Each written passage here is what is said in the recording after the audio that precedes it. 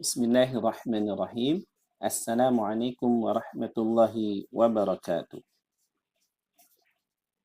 Alhamdulillahi rabbil alamin. Wassalatu wassalamu ala rasulillah wa ala alihi wa ashabihi wa man walah. Amma ba'd.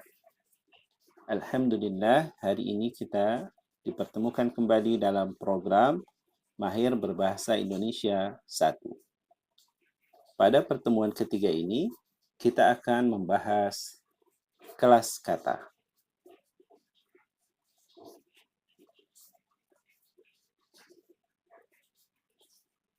Pada pertemuan ini, ada dua pembahasan.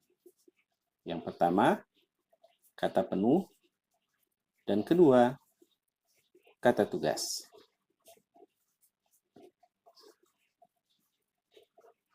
Kelas kata. Secara umum, kelas kata dibagi menjadi dua, yakni kelas kata penuh, yaitu kata yang memiliki makna leksikal atau makna kamus. Yang kedua adalah kata tugas, kata yang hanya memiliki makna gramatikal atau makna tata bahasa, yaitu makna yang muncul karena penyusunan sebuah kata dengan kata lainnya. Misalnya, kata ke. Kata ini tidak memiliki makna apa-apa jika disebutkan secara bersendiri. Namun ketika digabungkan dengan kata Jakarta misalnya, kata ke menjadi ke Jakarta. Frasa ke Jakarta ini baru memiliki makna, yakni makna gramatikal.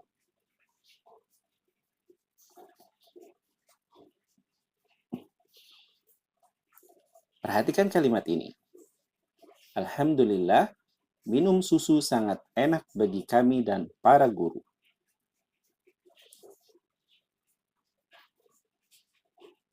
Sekarang, coba kita tebak. Kalimat ini mengandung kata apa saja? Alhamdulillah. Alhamdulillah merupakan kata tugas. Minum adalah kata penuh. Susu juga kata penuh. Sangat merupakan kata penuh. Enak juga kata penuh. Bagi. Bagi merupakan kata tugas. Kami merupakan kata penuh. Dan adalah kata tugas. Para juga kata tugas. Yang terakhir, guru. Guru adalah kata penuh.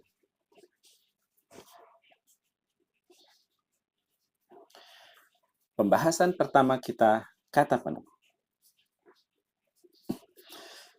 Di dalam bahasa Indonesia, ada berapa kata penuh? Yang pertama, verba atau kata kerja. Yang kedua, adjektiva atau kata sifat. Yang ketiga, adverbia atau kata keterangan.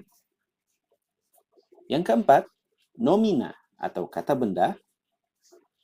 Yang kelima, pronomina atau kata ganti nomina. Yang keenam, numeralia atau kata bilangan.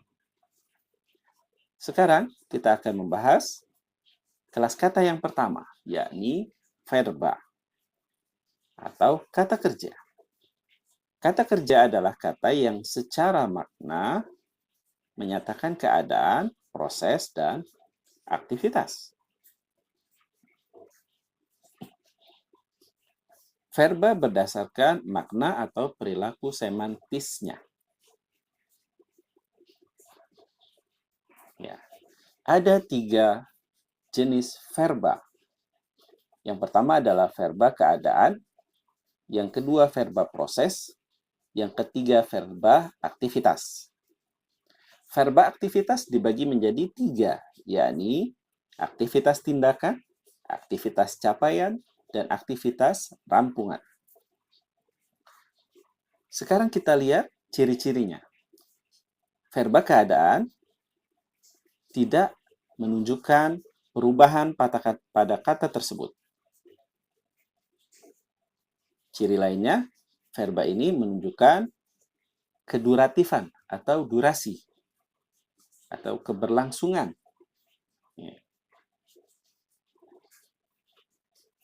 Verba proses memiliki ciri perubahan yang berangsur. Dia juga mengandung keduratifan, tapi tidak ketelisan atau ketuntasan. Dia tidak mengandung makna ketuntasan. Verba aktivitas tindakan, capaian, dan rampungan semuanya menunjukkan perubahan yang dinamis.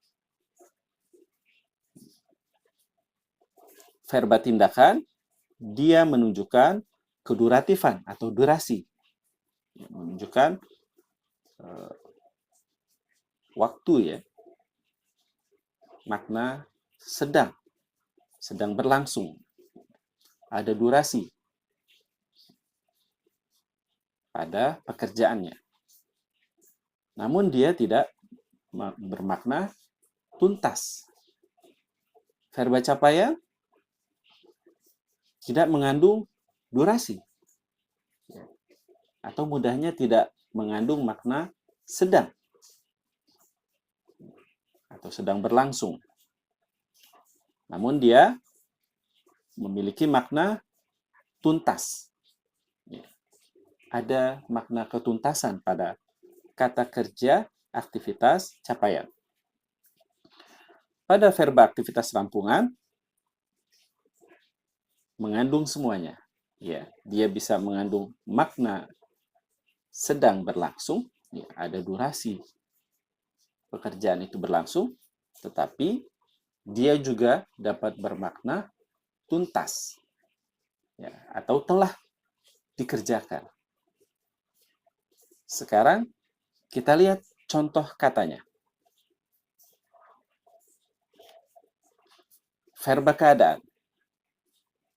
Ada kata duduk, tidur, berminat, berpikir, dan lain-lain. Kita ambil contoh kata berpikir. Kata ini hanya menunjukkan keadaan dan bermakna sedang. Dia berpikir. Maknanya dia sedang berpikir. Ini menunjukkan keadaan seseorang yang sedang berpikir. Verba proses. Ada kata bertumbuh, melihat, merasakan, menguning, dan mendengar.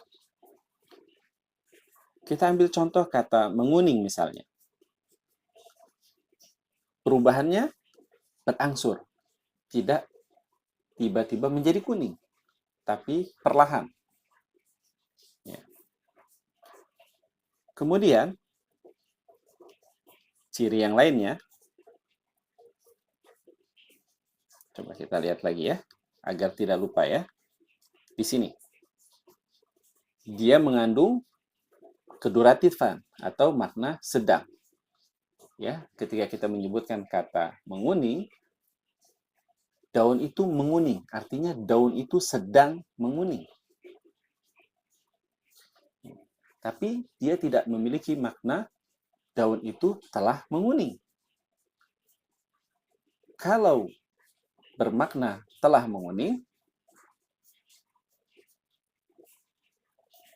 cukup ditambahi kata telah, selesai, sudah, gitu ya.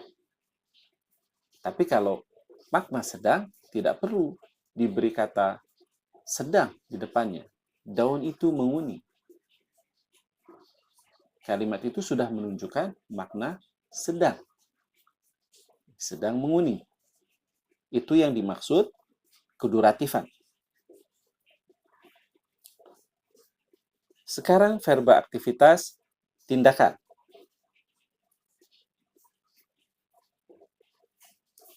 Ada kata berenang atau bermain. Sekarang kita lihat cirinya.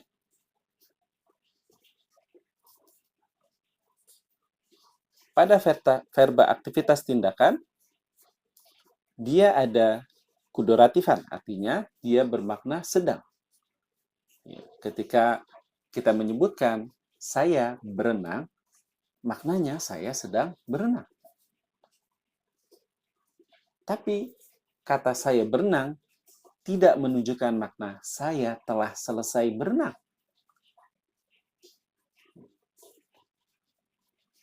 Apabila kita menginginkan makna telah selesai berenang, maka kita perlu menambahkan kata telah atau selesai atau sudah untuk menunjukkan makna ketuntasan. Verba aktivitas capaian. Contohnya melompat atau memukul. Kita lihat lagi cirinya. Dia tidak mengandung makna keduratifan atau sedang. Dia melompat. Artinya bukan dia sedang melompat, tetapi dia telah melompat. Maknanya, dia melompat. Dia telah melompat.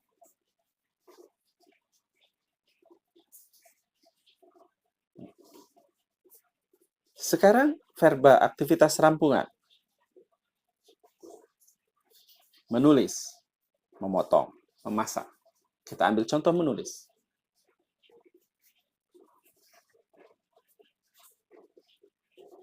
Verba aktivitas rampungan memiliki makna keduratifan dan ketuntasan. Saya menulis. Artinya, bisa saya sedang menulis atau saya telah menulis. Saya sedang menulis surat. Saya menulis surat. Maknanya bisa saya sedang menulis surat atau saya telah menulis surat.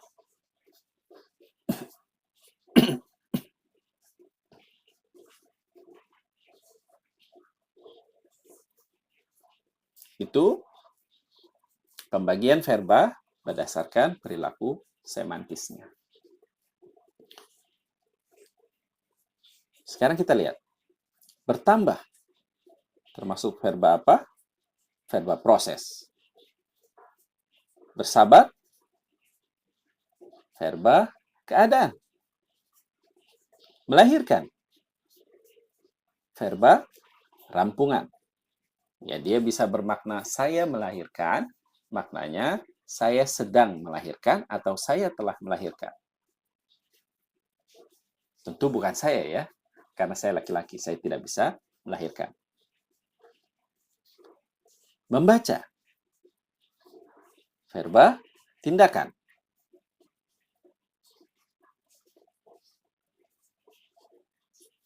Meninggal. Verba capaian. Kita lanjutkan, sekarang kita akan membahas verba atau kata kerja berdasarkan perilaku sintaksisnya. Ya, perilaku sintaksisnya. Bagaimana dia di dalam sebuah kalimat. Ada 3. Ada verba transitif, ada verba semitransitif, dan verba tak transitif atau intransitif. Verba transitif dibagi 2, berobjek dan berpelengkap. Semitransitif, dia dapat berobjek, dapat pula tidak berobjek. Intransitif, bisa tidak berpelengkap, tetapi ada yang harus memiliki pelengkap, wajib memiliki pelengkap. Ada juga yang seperti semi-intransitif, ya. dia bisa berpelengkap atau bisa juga tidak berpelengkap, gitu ya. Sama seperti contoh verba semi-transitif ya, dia bisa punya objek, bisa juga tidak punya objek. Nah, hanya saja kan intransitif tidak berobjek ya. Jadi dia bisa berpelengkap atau dia bisa juga tanpa pelengkap. Kemudian ada yang keempat adalah intransitif berpelengkap nomina dengan preposisi tetap. Kita lihat contoh-contohnya.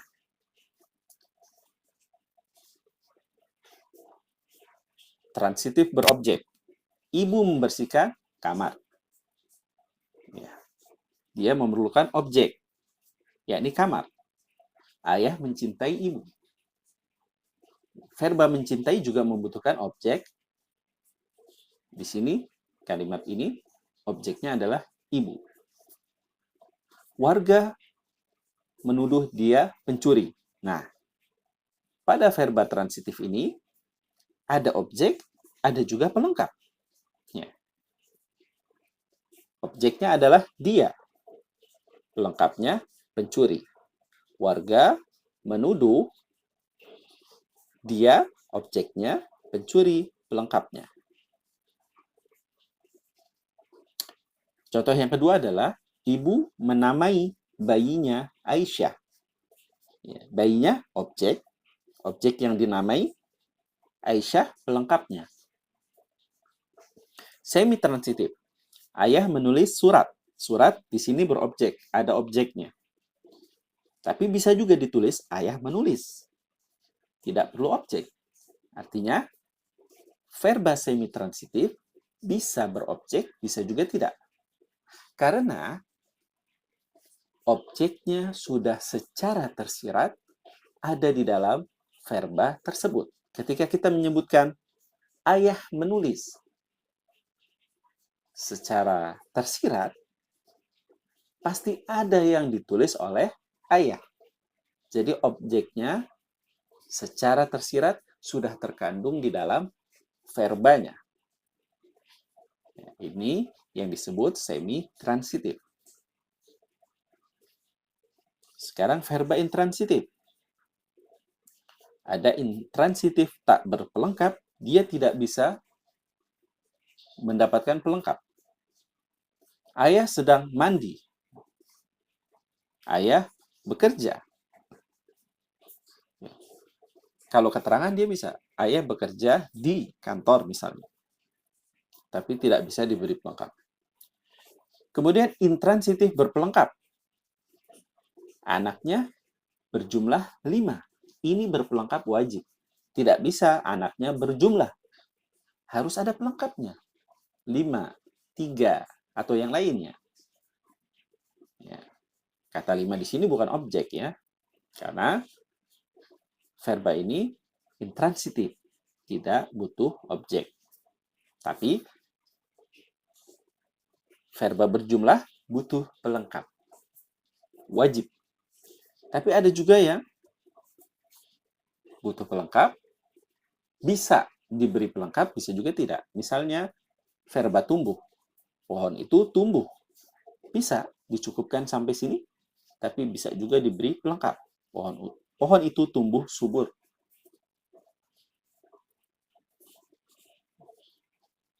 Nah, pelengkapnya, yang mana suka ya, bisa ada pelengkap, bisa tidak.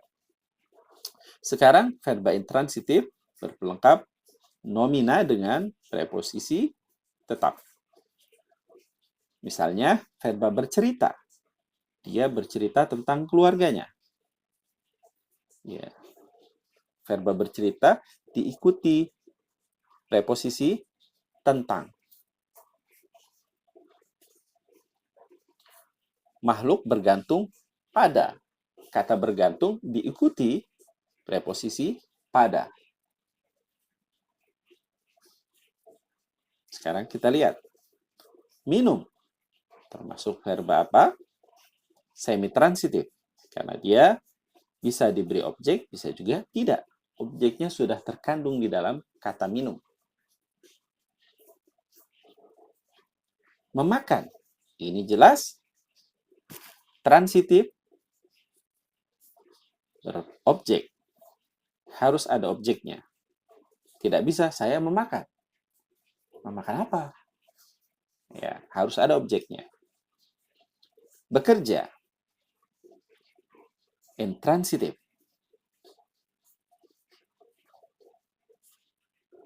Melahirkan. Semi-transitif. Saya melahirkan. Saya melahirkan anak. Ya. Menuduh. Transitif, berobjek, dan berpelengkap. Sekarang ini verba intransitif apa? Terdiri. Intransitif dengan preposisi tetap. Biasanya terdiri dari atau terdiri atas. Naik. Intransitif, berpelengkap, mana suka. Menjadi. Intransitif, berpelengkap, wajib. Tidak bisa saya menjadi. Harus ada pelengkapnya. Saya menjadi guru.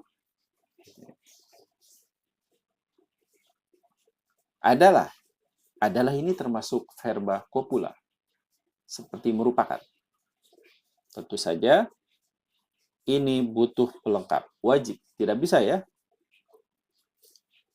Buku adalah. Harus ada pelengkapnya. Ya. Buku adalah jendela dunia, misalnya. Menceritakan. Ini intransitif dengan preposisi tetap. Menceritakan tentang. Biasanya seperti itu. Sekarang kita bahas kelas kata yang kedua. Adjektiva atau kata sifat.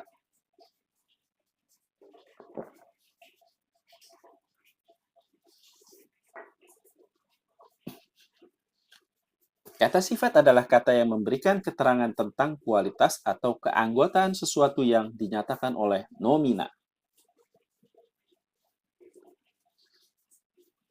Berdasarkan perilaku semantisnya. Adjektiva dibagi menjadi dua. Adjektiva bertaraf dan tak bertaraf. Bertaraf adalah adjektiva yang digunakan untuk mengungkapkan kualitas. Tak bertaraf adalah adjektiva yang digunakan untuk mengungkapkan keanggotaan sesuatu di dalam golongan. Jadi, adjektiva bertaraf dapat ditambahkan keterangan sangat, agak, kurang, seperti itu ya. Sementara, adjektiva tak bertaraf tidak bisa. Karena dia hanya bagian dari anggota itu atau bukan. Kita lihat contohnya. Adjektiva bertaraf. Adjektiva bertaraf ada banyak jenisnya. Ada pemberi sifat, ukuran, warna, waktu, jarak, sikap batin, dan cerapan. Cerapan ini indera ya, yang ditangkap oleh indera. Pemberi sifat, misalnya pintar, kaya, sedih, kikir, sehat, dan lain-lain. Ukuran, besar, longgar, luas, kecil, tinggi, dan lain-lain. Warna, hijau, jingga, kuning, nila, ungu. Nah, kata hijau ini kata-kata yang bermakna warna ini, dia bisa nomina, bisa juga adjektiva. Kalau adjektiva, maknanya dia bersifat. Ya, memiliki sifat hijau, gitu ya. Waktu, cepat, lama, singkat. Jarak, jauh, dekat, lebar, renggang. Sikap batin, bahagia, gembira, takut, cemas. Cerapan, indah, cerapan mata, bising, cerapan telinga, wangi, cerapan hidung, lembut, cerapan perabaan, dan sedap, cerapan lidah. Adjektiva tak bertaraf. Ya, adjektiva tak bertaraf menyebabkan acuan nomina yang diwatasinya, watasi itu artinya dibatasi ya, berada di dalam atau di luar kelompok atau golongan tertentu.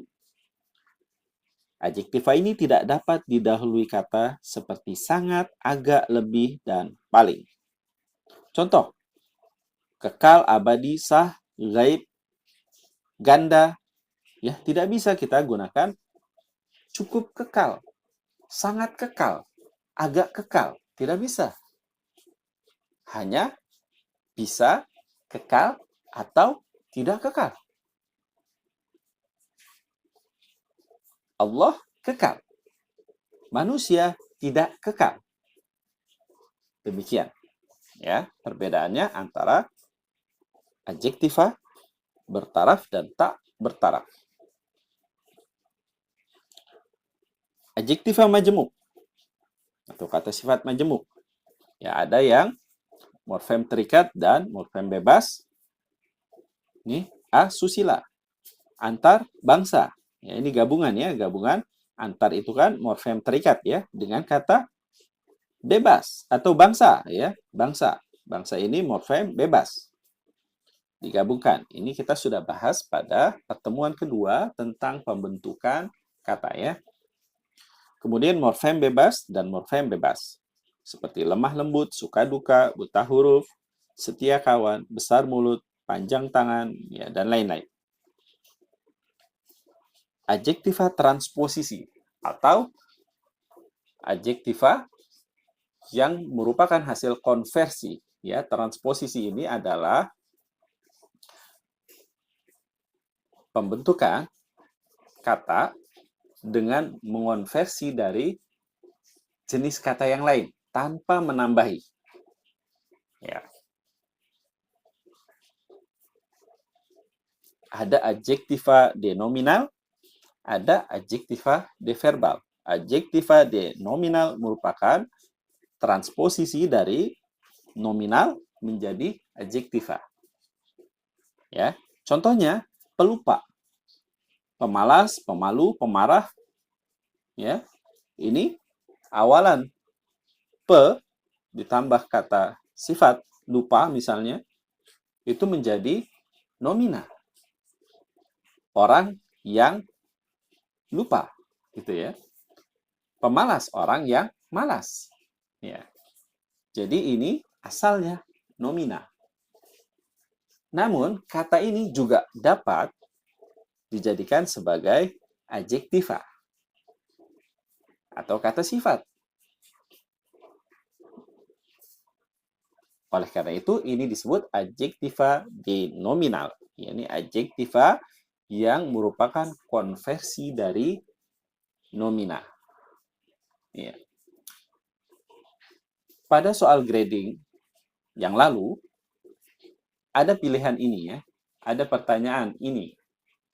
Ya, pertanyaan yang termasuk kata sifat atau yang termasuk adjektiva. Ya, di situ ada dua kalau tidak salah ya, ada dua pilihan, pemarah dan atau yang lainnya ya. Sama ya. Intinya bentuknya adjektiva denominal. Tapi di situ saya salahkan. Loh, kenapa disalahkan? Bukankah tadi baru saja disebutkan itu juga merupakan adjektiva? Betul. Tetapi di dalam pilihan soal itu ada kata yang murni adjektiva. Bukan adjektiva denominal. Tentu yang paling tepat adalah pilihan adjektiva yang murni. Ya, ini clue-nya ya. Kalau nanti bertemu dengan soal itu lagi, jadi pilih yang adjektiva yang murni misalnya ya. Jangan adjektiva denominal. Jadi soal-soal di bahasa Indonesia itu kadang-kadang bukan benar salah, tapi benar, lebih benar, sangat benar. Seperti itu ya. Pemarah benar di adjektiva. Tapi ada kata lain yang lebih benar atau paling benar. Karena dia murni adjektiva, bukan konversi dari nomina. Adjektiva deverbal ini konversi dari kata kerja atau dari verba. Menarik, memikat, misalnya mencekam, tercinta. Ya.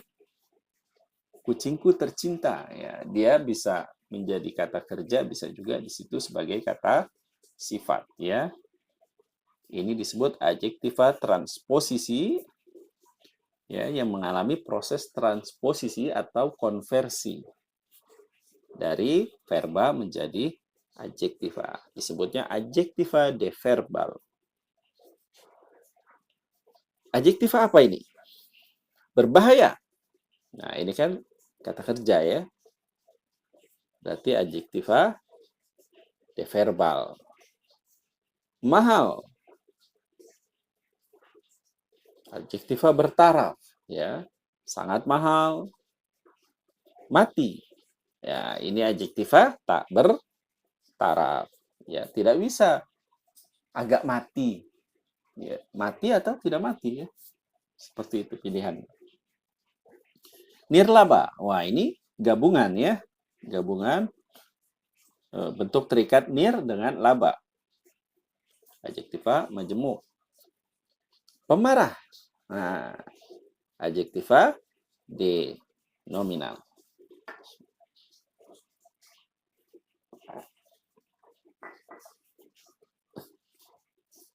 Adjektiva bertaraf apa? Cepat.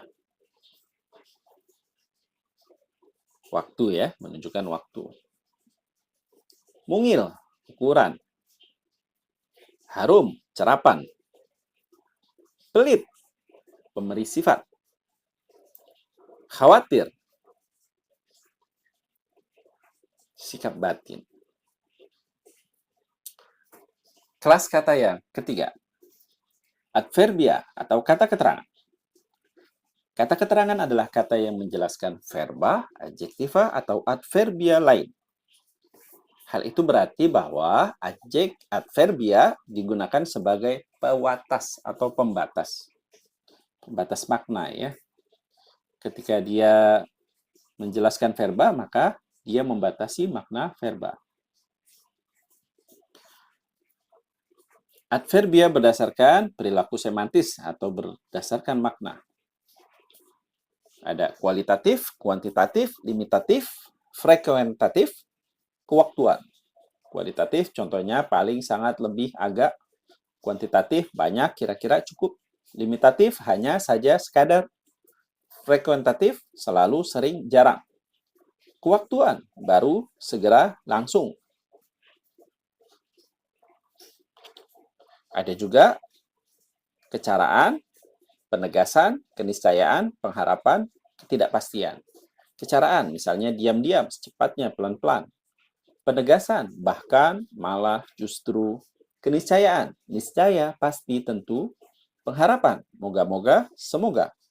Ketidakpastian, mungkin, barangkali, bisa jadi. Nah, kita lihat ini adverbia apa? Sedikit. Ya, keterangan yang bersifat kuantitatif. Kurang. Nah, yang bersifat kualitatif. Kadang. Frekuentatif.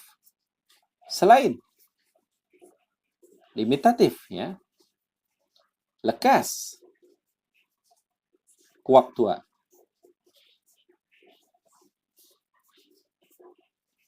Adverbia apa? Sungguh. Penegasan. Cepat-cepat. Kecaraan. Kadang. Frekuentatif. Boleh jadi. Ketidakpastian. Mudah-mudahan. Pengharapan.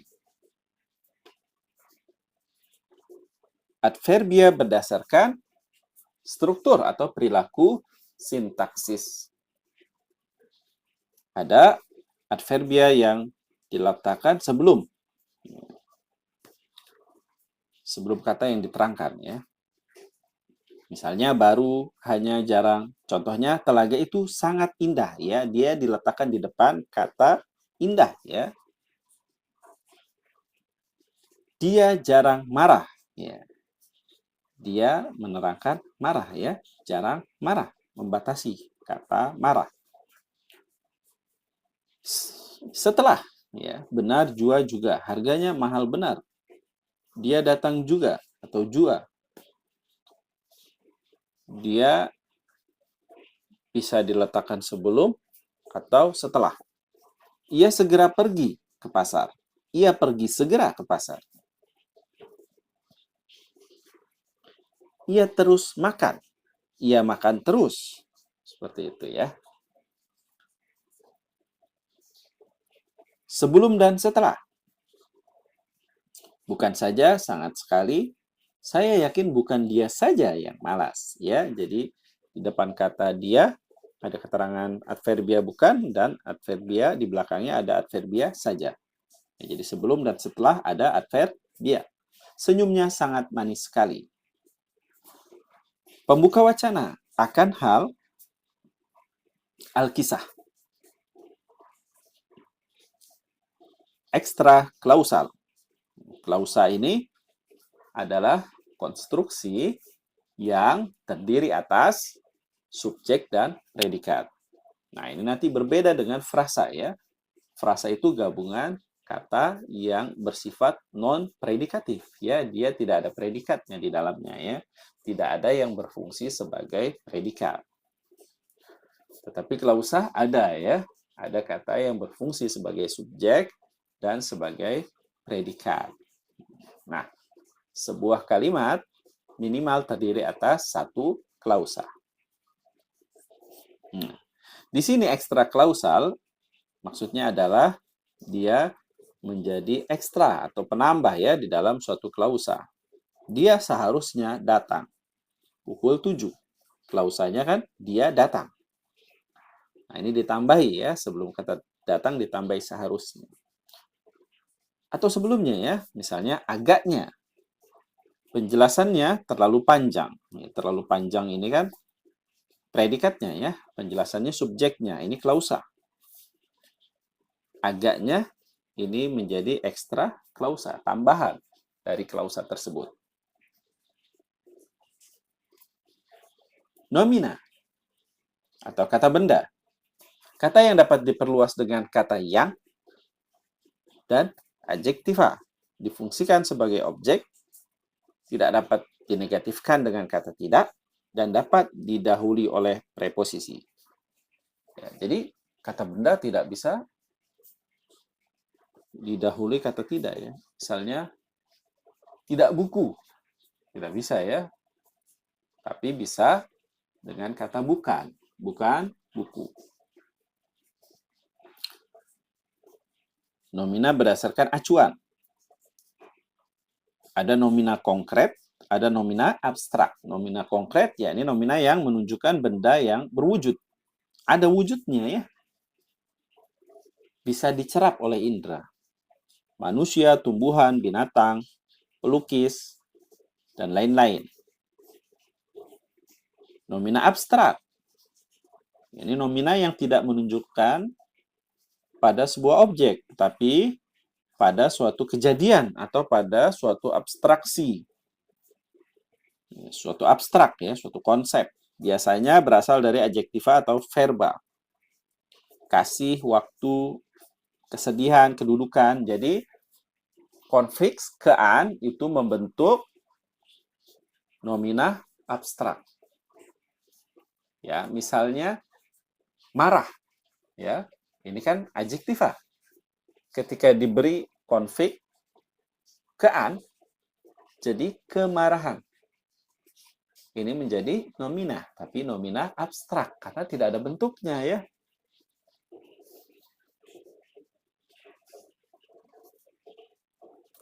Nomina konkret atau abstrak. Gula. Jelas konkret ya, ada bentuknya. Pikiran abstrak. Kepandaian sama. Pukulan konkret. Kasihan abstrak. Nomina berdasarkan acuan bilangan.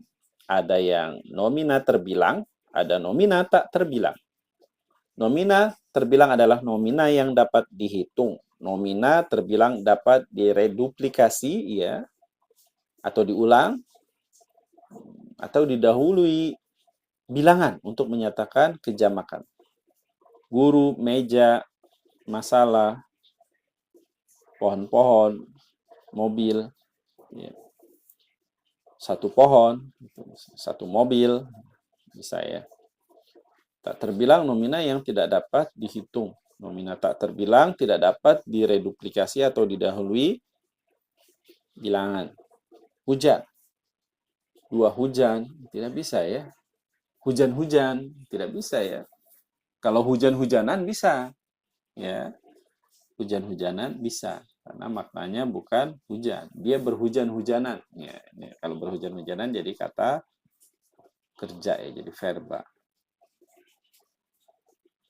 2 hormat ya tidak bisa ya. Nomina terbilang atau tidak? Salju tidak terbilang. Soal ya terbilang ya. Ustaz jelas terbilang. Udara ya, bisa nggak ya? Satu udara tidak bisa ya. Udara tidak terbilang. Kecintaan juga tak terbilang. Nomina nama jenis ya. Secara umum nomina juga dapat dibedakan menjadi nomina umum atau nomina nama jenis dengan nomina nama diri. Ya. Contoh nomina nama jenis, misalnya dari jenis manusia, adik, guru, dokter, profesor, dan lain-lain yang merupakan jenis dari manusia. Hewan, kucing, kuda, semut, dan lain-lain. Tumbuhan, bisa kita baca sendiri ya. Ada tumbuhan, benda. Ya, ini berarti dia jenis-jenis benda ya. Waktu, ini jenis-jenis waktu. Bilangan, ukuran, ya, liter, barel itu termasuk nomina ya. Konsep ya, kesedihan, hormat, masalah dan lain-lain.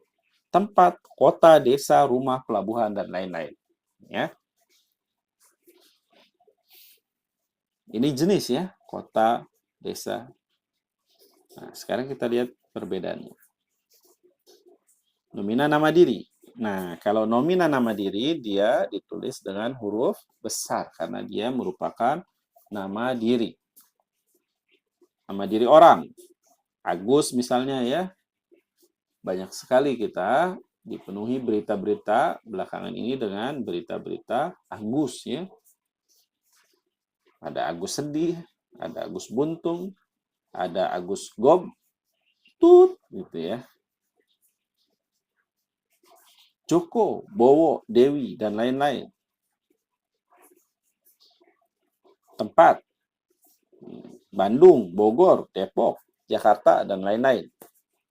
Geografi, Jawa, Semeru, Musi, Asia. Geografi atau tempat ini ditulis dengan huruf besar ya. Tapi nama jenisnya ditulis besar juga kalau diikuti dengan nama dirinya ya. Misalnya Kota Bogor, kotanya besar. Kalau diikuti kata Bogor namanya. Tapi kalau saya tinggal di sebuah kota ya, atau saya tinggal di kota besar. Kota besar itu bukan nama ya, tapi jenis ya. Jenis kota. Ada kota kecil, ada kota besar. Jadi dia tidak besar. Tapi kalau saya tinggal di kota Jakarta, kotanya besar, nama dirinya Jakartanya juga besar ya. Waktu Senin, Februari, Saka, Idul Fitri, Idul Adha dan lain-lain. Bangsa atau bahasa Indonesia, Arab, Inggris, Sanskerta. Tapi kata bahasanya tidak besar ya. Kata bangsanya juga ya, misalnya bangsa Arab, bangsanya tidak besar. Tapi Arabnya besar. Bahasa juga gitu ya, bahasa Indonesia. Bahasanya kecil, tapi Indonesianya besar. Loh, tapi kalau di pelajaran itu kenapa ditulis bahasanya besar? Nah, karena bahasanya merupakan nama, ya, nama diri. Nama dari mata pelajaran. Gitu ya. Jadi besar. keagamaan, ya. Ditulis dengan huruf besar karena nama diri, nomina nama diri. Benda langit, ya, nama-nama benda langit, nama-nama lembaga, ya, Imam Nawawi School, Madinah Mandiri. Nah, tempat. Oh, ini salah ya, tempat ini salah ya. Ini termasuk jenis ya. Nah, ini keliru. Peristiwa. Perang Uhud, Sumpah Pemuda, ya, ini juga dibesarkan penulisannya ya. Ini termasuk nomina ya. Peristiwa sejarah itu termasuk nomina. Dokumen. Undang-Undang Dasar 1945, KUHP, Piagam Jakarta, dan lain-lain. Terbitan. Republika, Siti Nurbaya, misalnya judul novel ini ya, judul buku, nama majalah, yaitu termasuk nomina ya. Selanjutnya, numeralia atau kata bilangan. Kata yang dipakai untuk menghitung banyaknya, maujud, dan konsep. Numeralia dibagi menjadi numeralia pokok yang memberi jawaban atas pertanyaan berapa. Nah, ini berhubungan dengan jumlah ya. Dan numeralia tingkatan yang memberi jawaban atas pertanyaan yang keberapa atau urutan. Numeralia pokok. Ada yang bermakna tentu, 1, 11, 12 ya. Numeralia ini kata bilangan ya, kata bilangan yang tentu, kata bilangan tak tentu, banyak, seluruh, beratus-ratus, jutaan, 40-an misalnya ya. Kolektif, kedua pemain, kedua ya, di sini kedua, ikuti pemain, kita berlima, ini kan menunjukkan jumlah ya, 3 serangkai, ya serangkainya ada 3 ya, 3 diserangkaikan ya. Dia menunjukkan jumlah ya. Distributif, setiap tiap-tiap masing-masing. Klitik atau bentuk terikat, dasa ya 10, panca 5 ya, Pancasila 5 sila. Eka 1 ya. Tri 3. Dwi 2, Sabta 7. Pecahan setengah, sepertiga, 0,5 dan lain-lain. Numeralia tingkatan. Numeralia tingkatan dapat dibentuk dari numeralia pokok dengan menambah prefiks ke. Contoh, ke-1, ke-2, ke-3, ke-4, dan seterusnya. Loh, kok mirip dengan ini? Numeralia pokok kolektif. Mirip ya dengan numeralia pokok kolektif. Ini ada kedua juga, tapi kedua di sini menunjukkan jumlah ya. Sementara pada contoh ini ke-1, ke-2, ke-3, ke-4 menunjukkan urutan. Sekarang kita lihat perbedaannya. Ya. Ketiga pemain. Nah, ini pemainnya berjumlah 3, tapi kalau pemain ketiga, ya pemain yang urutan ketiga. Seperti itu ya. Ini perbedaannya ya. Selanjutnya kelas kata pronomina. Ya, ini kata yang berfungsi sebagai pengganti nomina. Pronomina dibagi menjadi 3 ya. Ada persona yang dipakai untuk mengacu pada orang, penunjuk yang dipakai untuk menunjuk sesuatu, penanya yang dipakai sebagai penanda pertanyaan.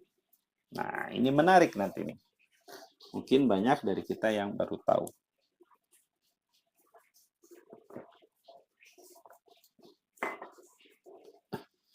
Nomina persona. Ada persona pertama, persona kedua, dan ketiga. Ini kalau di pembahasan karya sastra ya, karya fiksi misalnya, cerpen, novel, ini masuk ke sudut pandang ya, sudut pandang orang pertama, sudut pandang orang kedua, sudut pandang orang ketiga. Kalau di bahasa Arab ini disebut domir, ya, atau kata ganti orang, ya, kata ganti persona, ya. Ada aku, saya, daku, ku di depan, ku di akhir, kami, ya. Kami itu menunjukkan eksklusivitas, kita menunjukkan inklusivitas. Kedua, kamu, engkau, anda, dikau, kau, mu, kalian. Ketiga, ia, dia, beliau, nya, mereka. Nah, bedanya ia dan dia apa ya?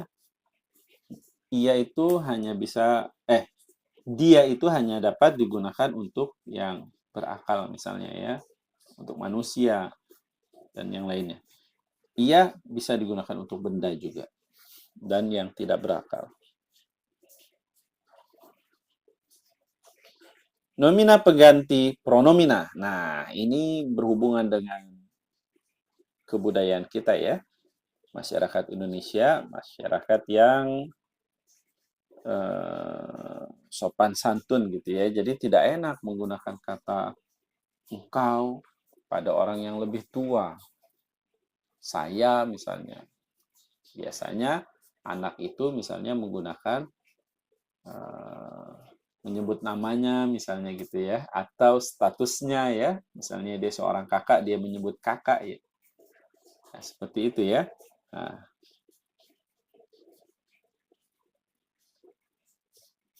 ada nomina penyapa. Nah, ini persona kedua ya. Biasanya digunakan untuk persona kedua atau yang diajak berbicara. Siapa nama saudara? Nah, saudara di sini kan yang diajak bicara. Bapak mau makan? Nah, bapak di sini juga penyapa ya, atau sapaan, kata sapaan dalam bahasa Indonesia. Makanya ditulis besar ya. Saudaranya besar karena sapaan. Bu juga besar karena sapaan. Selamat pagi, Bu. Pengacu atau pengacuan. Biasanya digunakan untuk persona pertama atau ketiga.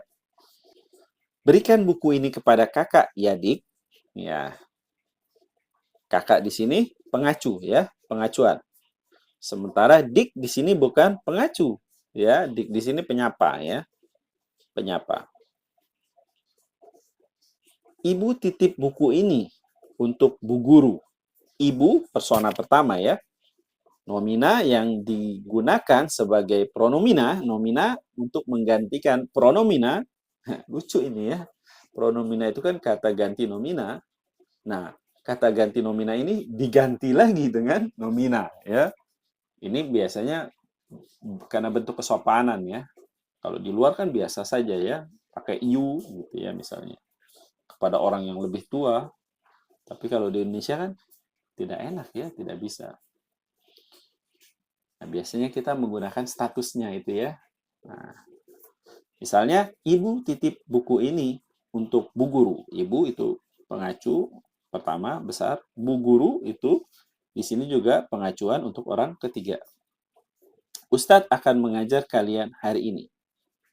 Nah, Ustadz ini persona orang pertama ya. Sekarang kita lihat contoh kalimat. Bapak akan menemui dokter hari ini, Bu. Bapak di sini pengacuan ya, mengacu kepada orang yang berbicara. Dokter juga pengacuan ya pada orang yang dibicarakan. Bu di sini penyapaan. Kak, tolong bawakan baju ini untuk paman. Kak di sini penyapaan, paman sebagai pengacuan. Ya. Makanya pamannya ditulis besar ya, karena dia mengacu. Saya punya saudara di sana yang akan menemui saudara. Ya, saudara yang pertama tidak besar tuh.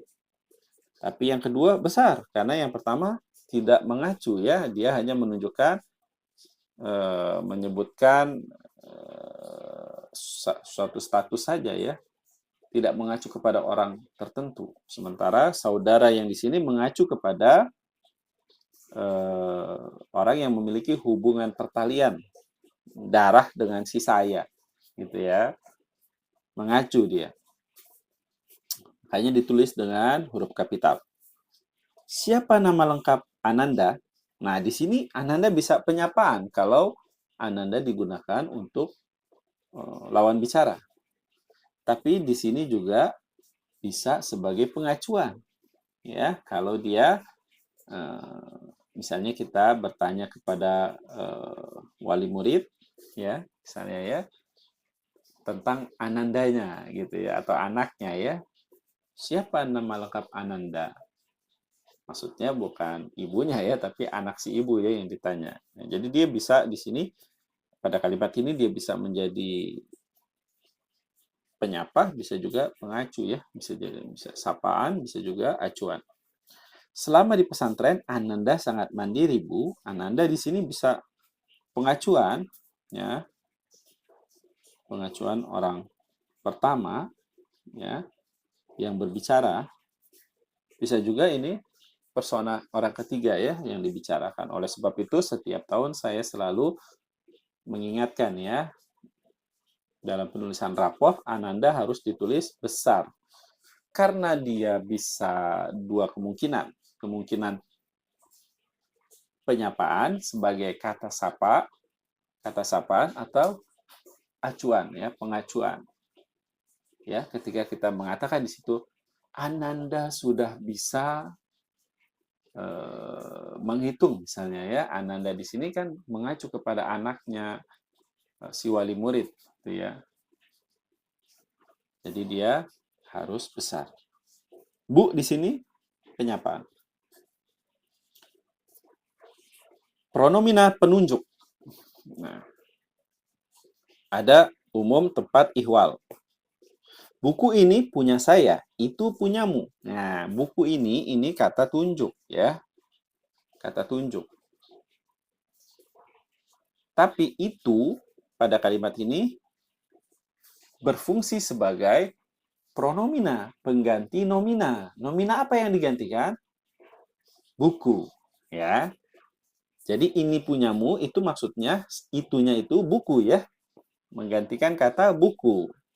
Bisa juga ini punya saya, itu punyamu ya. Ini itu menggantikan benda yang dimiliki oleh saya dan benda yang dipunyai oleh kamu gitu ya. Nominanya ya. Dia lahir di Makassar dan dibesarkan di sana. Tetapi semenjak bekerja dia pindah ke sini. Nah, sana ini menggantikan nomina Makassar ya. Ingat, nomina Makassar itu termasuk apa? Jenis atau nama diri. Nama diri ya. Nama diri. Besar. Nama sebuah kota, Makassar. Nah, sana ini menggantikan nomina Makassar ini. Sini menggantikan nomina yang memang tidak tampak di kalimat ini, tapi bermakna tempat tinggal si dia sekarang. Ya, setelah pindah dari Makassar ya. Dia berbuat begitu karena terpaksa. Ya, begitu ini ihwal. Dia bisa misalnya berbuat apa? Mencuri gitu ya, pencurian. Ya. Atau yang lainnya ya. Ini hal ihwal gitu ya. Penunjuk ihwal. Pronomina penanya. Nah, ini yang menarik ya. Jadi kata tanya itu termasuk pronomina atau kata ganti nomina. Kata tanya ya atau pronomina penanya itu secara umum sebenarnya ada dua, apa dan mana. Nah, dari apa dan mana ini kemudian terbentuklah beberapa kata. Misalnya, si tambah apa jadi siapa? Meng tambah apa jadi mengapa? Kena tambah apa jadi kenapa? Nah, tapi yang lebih baku ini mengapa ya? Kenapa itu tidak baku. Jadi digunakan hanya pada ragam lisan, bukan ragam tulis.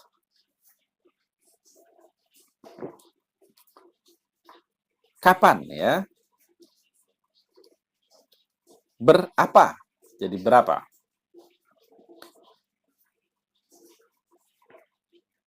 Mana? Ya, di mana? Kemana? Dari mana? Bagaimana? Bila mana?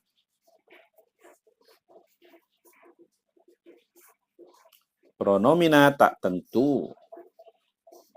Misalnya, seseorang, sesuatu. Saya akan bertemu dengan seseorang hari ini. Ya, ini juga masuk pronomina ya. Kata ganti nomina.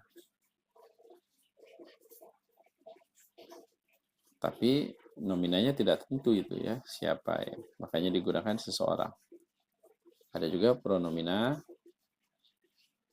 sesuatu ya, biasanya digunakan untuk menggantikan benda ya. Dia mengambil sesuatu dari laci meja ya, sesuatu itu pasti benda ya. Pronomina jumlah. Semua, berapa masing-masing. Semua yang terlambat tidak boleh masuk. Ya, ini semua menggantikan nomina ya. Tergantung kalimat sebelumnya ya. Ada mahasiswa yang terlambat dan tidak terlambat. Semua yang terlambat tidak boleh masuk. Nah, semua di situ menggantikan mahasiswa. Beberapa di antara mereka itu ada beberapa yang mengulang. Ya, beberapa ini kan menggantikan nomina ya.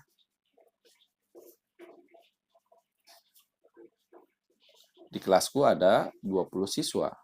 Di antara mereka itu ada beberapa yang mengulang. Beberapa di sini menggantikan siswa. Begitu juga di sini masing-masing ya. Selesai untuk kata penuh. Sekarang kita bahas kata tugas. Dalam bahasa Indonesia ada beberapa kata tugas. Kata tugas adalah kata yang menyatakan hubungan suatu unsur dengan unsur yang lain dalam frasa atau kalimat.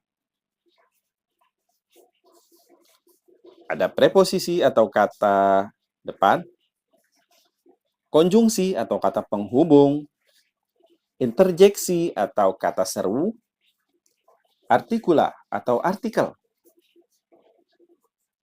partikel. Nah,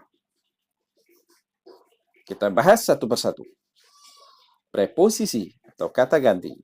Kata yang menandai berbagai hubungan makna antara konstituen di depan preposisi tersebut dan konstituen di belakangnya. Apa saja jenis preposisi? Ya, ini peran semantis preposisi. Dia menjadi kata depan yang menandai tempat, ya, keterangan tempat. Di, ke, dari, hingga, sampai, antara, pada. Peruntukan, bagi, guna, untuk, buat. Loh, bagi ini bukannya konjungsi ya? Ya, bisa konjungsi, bisa juga preposisi. Sebab, lantaran, sebab, karena. Karena bukannya konjungsi. Sebab juga konjungsi. Ya, ini bisa jadi konjungsi, bisa juga jadi preposisi. Apa perbedaannya? Nanti kita bahas. Kesertaan atau cara. Dengan, sambil, bersama, beserta. Pelaku, oleh. Waktu, pada, hingga, sejak, semenjak, sampai, dari, menjelang. Ihwal, tentang, mengenai. Asal, dari. Ini semua peran semantis preposisi ya, jenis-jenis preposisi berdasarkan peran semantisnya. Sekarang kita bahas konjungsi. Kata yang menghubungkan dua satuan bahasa, baik yang setara, sederajat, maupun yang tidak setara atau tidak sederajat. Nah, konjungsi ini biasanya digunakan untuk membentuk kalimat majemuk. Ya, ada kalimat majemuk setara, ada kalimat majemuk tidak setara, atau kalimat majemuk bertingkat. Konjungsi koordinatif, ya, itu konjungsi setara, ya. Dan, atau, serta, dan, atau, sedangkan, padahal, tetapi. Saya makan dan dia minum. Bisa juga saya dan dia makan dan minum. Nah, bisa juga seperti itu ya. Ini karena setara, maka dia dapat menghubungkan kata dengan kata, frasa dengan frasa, dan tentu klausa dengan klausa. Atau juga ya, atau ini bermakna pilihan, serta maknanya sama dengan dan. Dan atau, nah ini penambahan dan atau pilihan. Lihat contohnya ya, dilarang merokok. Kalau di sini hanya dan saja, dilarang merokok dan meludah di angkot. Kalau ada orang yang merokok, maka dia tidak terkena larangan ini. Kalau dia meludah saja, dia tidak terkena larangan ini. Kalau dia merokok dan meludah, dia baru kena larangan ini. Kalau pakai atau saja, dia merokok atau meludah. Kalau dia merokok saja, dia kena. Kalau dia meludah saja, dia kena. Tapi kalau dia merokok dan meludah, dia tidak kena. Ya, oleh karena itu digunakanlah dan atau. Biasanya ini digunakan pada bahasa hukum ya. Sedangkan saya sudah makan, sedangkan dia belum. Padahal dia naik kelas, padahal tidak belajar. Tetapi dia baik, tetapi pelit. Nah, dilihat ya, ini setara ya. Naik kelas, naik ini verba ya. Predikatnya verba. Padahal tidak belajar ini juga verba ya, setara ya. Saya sudah makan, sedangkan dia belum. Belum di sini maksudnya belum makan ya. Ini juga setara. Ya, tetapi juga ya dia baik, tetapi pelit. Nah, ini juga setara ya. Merokok, meludah juga setara ya. Pergi ke pasar serta ke sekolah ini juga setara ya. Sama-sama pergi. Ini kan sebenarnya ada dua kalimat ya. Ibu pergi ke pasar, ibu pergi ke sekolah. Kalimat itu sama, setara. Konjungsi korelatif, konjungsi yang dia berpasangan. Baik maupun. Kamu belajar, baik ujian maupun tidak. Tidak tetapi. Dia tidak belajar, tetapi naik kelas. Nah, ini pasangannya tidak tetapi. Bukan melainkan. Nah, kalau bukan pasangannya melainkan. Dia bukan guru, melainkan murid. Demikian sehingga dia berlari demikian cepat sehingga sulit dikejar. Apakah atau? Apakah kamu belajar atau tidak, ujian tetap dilaksanakan. Entah wajib, entah tidak, kami akan sholat. Jangankan orang tua, guru pun harus dihormati. Nah, perhatikan ya. Pada konjungsi korelatif tidak ada jika maka. Ya, ini ya, jika maka. Ini sering sekali digunakan menjadi konjungsi korelatif. Padahal dia bukan konjungsi korelatif. Ya, jadi tidak bisa dipakai secara bersamaan. Kita lihat konjungsi subordinatif atau konjungsi yang tidak setara. Waktu ya, ada sejak, sedari. Tuh kan ya, sejak ya. Ini ada preposisi tadi. Preposisi sejak, tapi ada juga konjungsi sejak. Ada semenjak juga.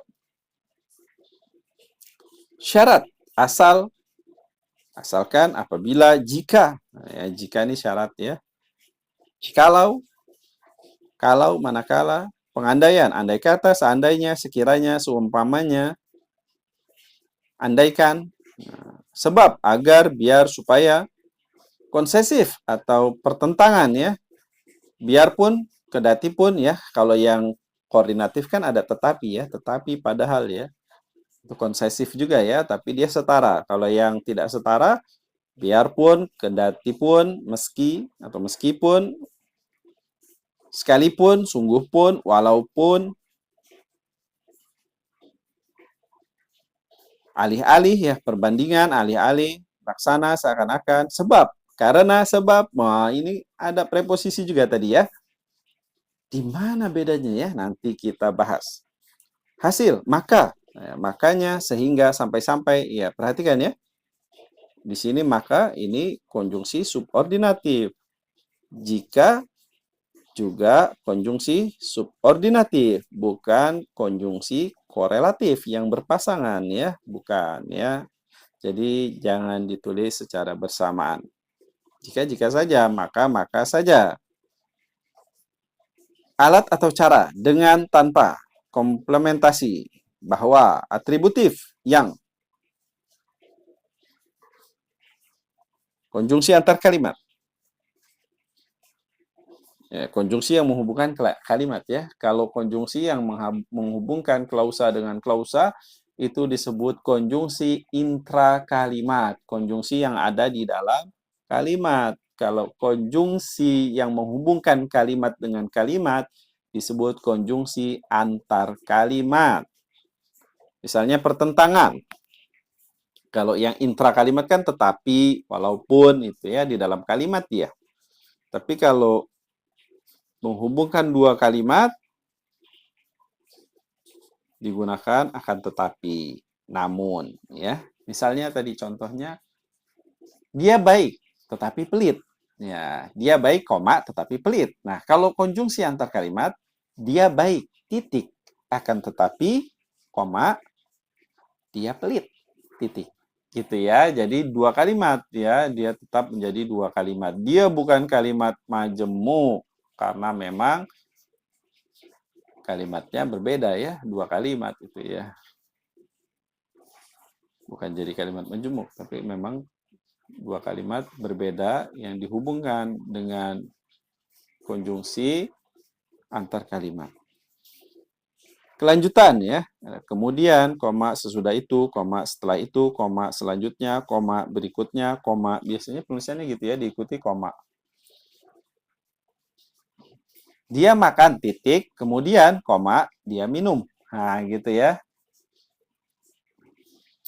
Ada hal lain, tambahan pula, lagi pula selain itu. Keadaan sebenarnya, sesungguhnya, bahwasannya. Nah, ini kita bahas. Preposisi atau konjungsi. Kita lihat penggunaannya dalam kalimat. Dia tidak pergi berlibur karena masalah keuangan.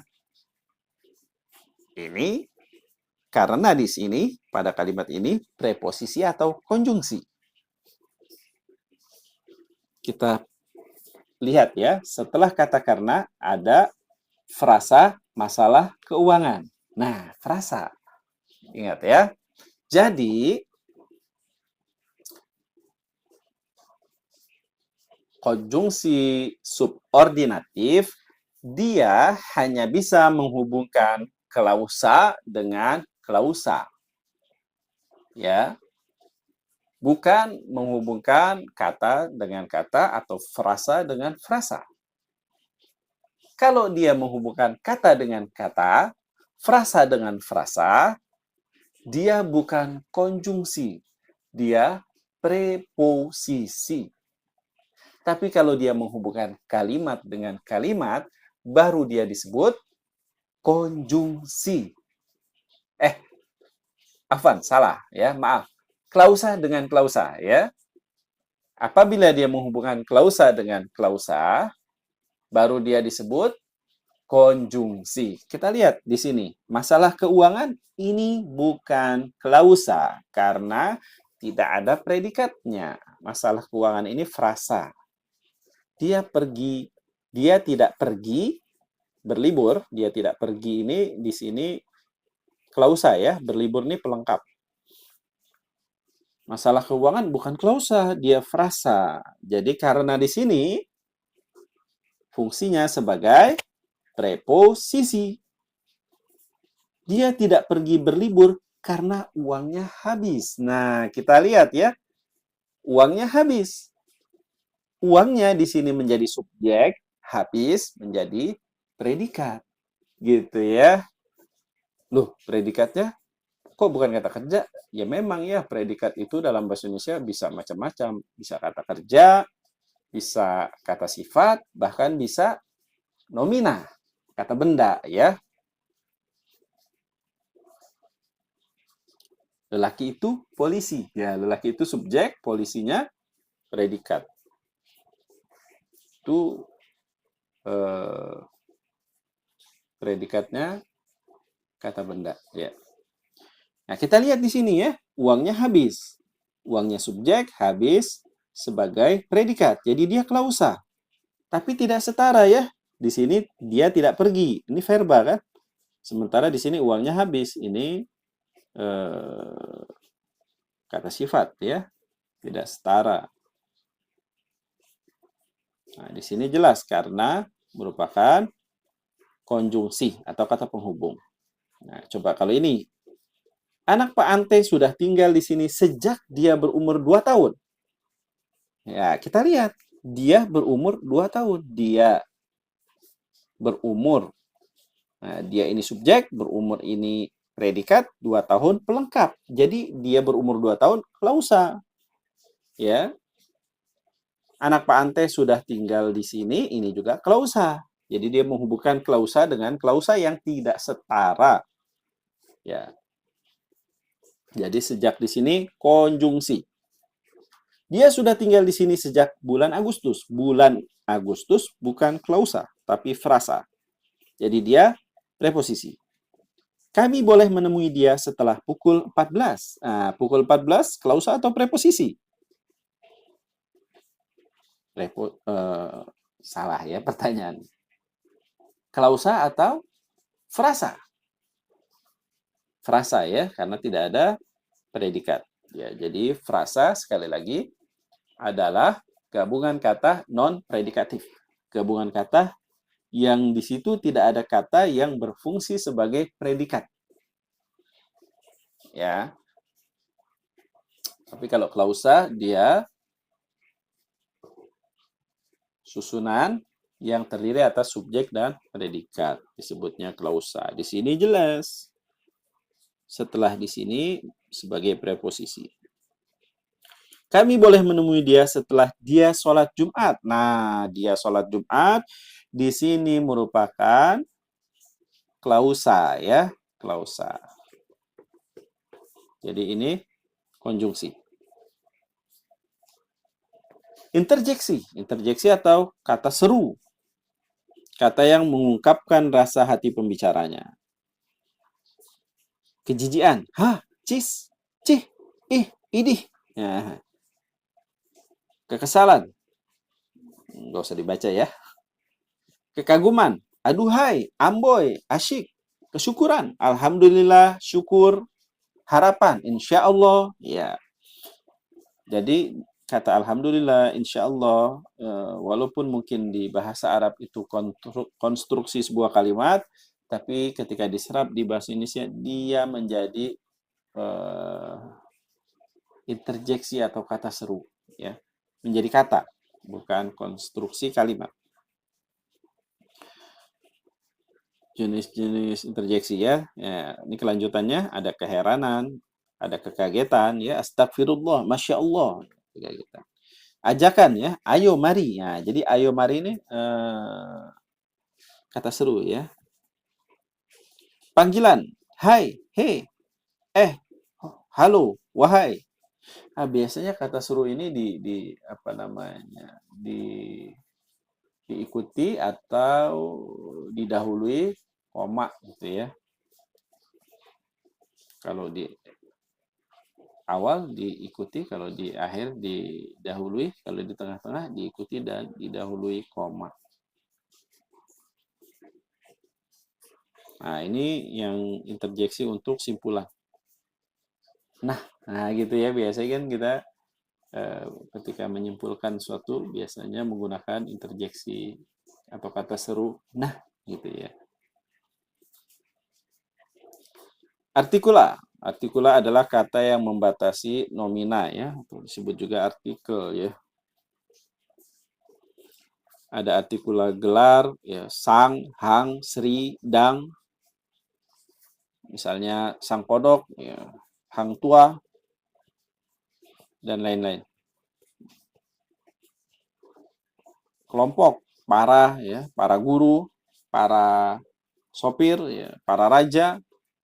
Menominalkan, ada si yang misalnya si dilekatkan di awal kata atau sebelum kata cantik, si cantik. Nah, jadi nomina ya, si cantik jadi nomina. Ya, jadi menominalkan dia. Yang juga gitu ya. Yang, misalnya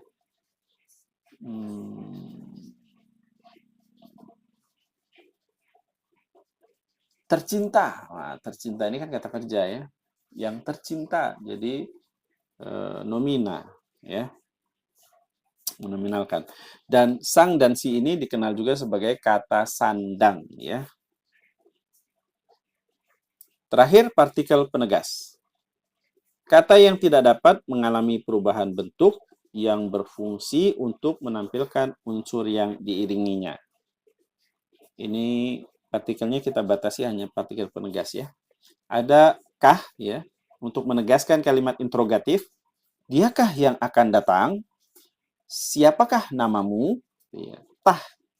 Tah ini sama ya maknanya dengan kah, tapi memang sudah jarang digunakan.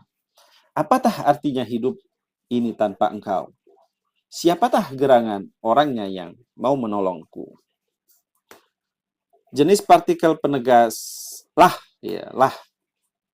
Nah, ini biasanya menegaskan kalimat imperatif ya, atau perintah, dan deklaratif atau kalimat berita atau pernyataan. Bacalah Al-Quran setiap hari, ya perintah ya, ini imperatif. Dari ceritamu jelas kamulah yang salah. Nah, ini deklaratif ya. Menegaskan kalimat deklaratif pun siapapun yang tidak setuju pasti akan ditanyakan alasannya. Tidak lama kemudian hujan pun turunlah dengan derasnya.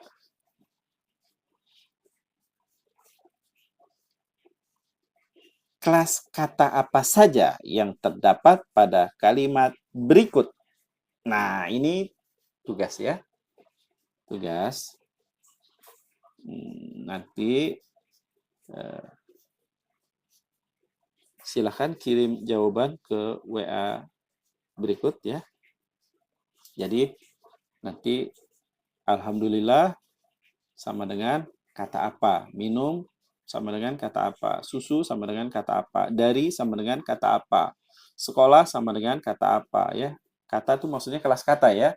Kelas kata yang tadi ya, dari verba, adjektiva, adverbia, nomina, pronomina, numeralia,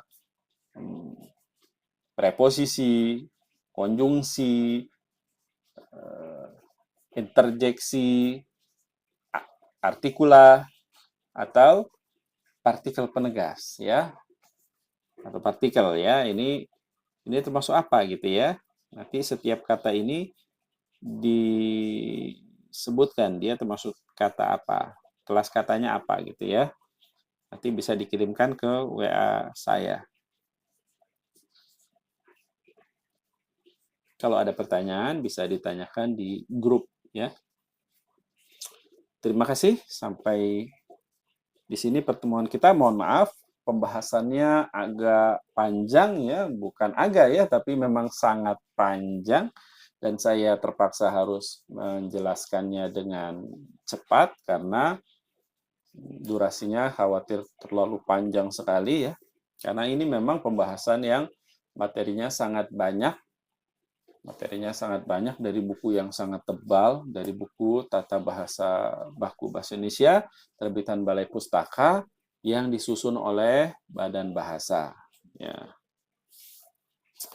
Terima kasih. Nanti ada tes akhir ya, mohon dikerjakan untuk evaluasi bagi kami sebagai pelaku penyelenggara dan teman-teman semua sebagai peserta ya. Jadi apakah teman-teman berhasil dalam pelatihan ini atau tidak, ini bisa dilihat dari tes awal dan tes akhir ya. Kalau tes akhirnya misalnya 1, tes awalnya 1, tes akhirnya 10 gitu ya, benar 10. Wah, ini luar biasa ya. Berarti rekan-rekan berhasil. Ya, terima kasih sampai di sini. Kita tutup dengan doa kafaratul majlis. Subhanakallahumma wa bihamdika asyhadu an la ilaha illa anta astaghfiruka wa atubu ilaik. Assalamualaikum warahmatullahi wabarakatuh.